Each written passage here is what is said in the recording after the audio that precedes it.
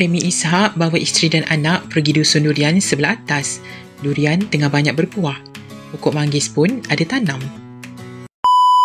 Jom kita pergi dusun sebelah atas. Jom. Ni. Atas ni.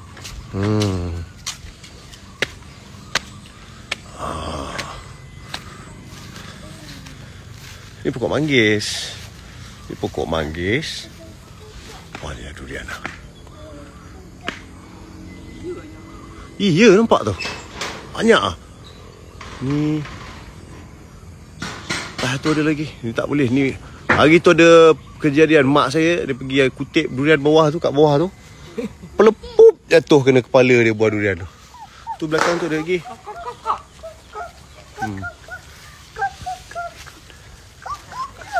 Ni bukan. Malam.